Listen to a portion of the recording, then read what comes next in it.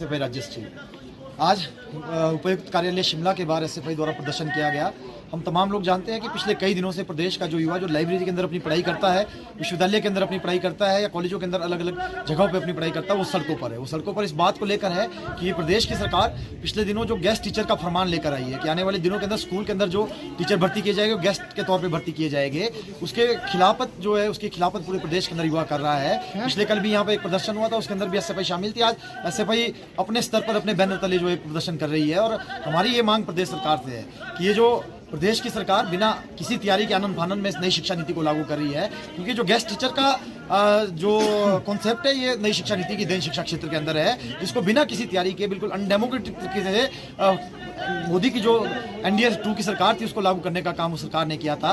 और पूरे देश के अंदर जो कांग्रेस है वो इसकी खिलाफत कर रही है, कांग्रेस का विरोध कर रही है। कांग्रेस के नेतागण पूरे देश के अंदर नई शिक्षा नीति के खिलाफ खुलकर बोल रहे हैं और प्रदेश की जो कांग्रेस सरकार है वो इसको लागू करने का काम कर रही है, जो कांग्रेस के दोगले चरित्र को सबके सामने दिखाता है। और उसके साथ साथ इस गेस्ट टीचर के माध्यम से हम मानते हैं हिमाचल प्रदेश जो पहाड़ी राज्य है, इस राज्य के अंदर उद्योग बहुत ज्यादा नहीं है, इस राज्य के अंदर आप देखेंगे आईटी का सेक्टर नहीं है और उसके बावजूद जो सारे का सारा रोजगार यहाँ पे सृजित किया जाता था वो सरकार द्वारा किया जाता था। सरकार सबसे ज्यादा रोजगार यहाँ पर देती थी, आज तक भी देती आई है। और पिछले लंबे टाइम से जो रोजगार हिमाचल प्रदेश के अंदर दिया जा रहा है वो नियमित रोजगार नहीं दिया जा रहा, पक्का रोजगार नहीं दिया जा रहा, जिसके चलते पूरे प्रदेश का जो युवा हताश है और निराश है। ये सरकार तो व्यवस्था परिवर्तन का दावा करके आई थी, इन्होंने दावा किया था कि साल की जो है 1 लाख नौकरी हम देंगे। कांग्रेस के मंत्री कह रहे हैं, चिल्ला कर कह रहे हैं कि हमने पिछले 2 सालों में 30,000 नौकरियां दी है।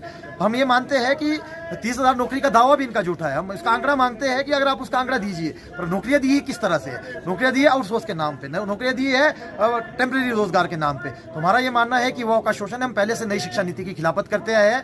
हम मानते हैं कि नई शिक्षा नीति के माध्यम से शिक्षा का सांप्रदायिकरण किया जा रहा है, शिक्षा का निजीकरण किया जा रहा है। ये जो आउटसोर्स के माध्यम से अपने लोगों को, अपने चहेतों को भरा जाएगा, एक विशेष राजनीतिक विचार के लोगों को भरा जाएगा, जिससे शिक्षा का गुणवत्ता तो घटेगी और उसके साथ साथ जो पक्का रोजगार युवाओं को मिलता था, पक्का रोजगार के साथ साथ युवाओं को जो एक अच्छा रोजगार प्रदेश के अंदर मिलता था शिक्षा क्षेत्र के अंदर, उसको खत्म करने का काम किया जा रहा है। हम मांग करते हैं प्रदेश की सरकार से कि इस अपने निर्णय को वापस लिया जाए, अन्यथा आने वाले दिनों के अंदर प्रदेश के जितने भी पढ़े लिखे और बेरोजगार युवा है उन सभी को लामबंद करते हुए एसएफआई जो है पूरे प्रदेश के अंदर एक उग्र आंदोलन करेगी, जिसकी जिम्मेवारी निश्चित तौर पर प्रदेश की सरकार की रहेगी।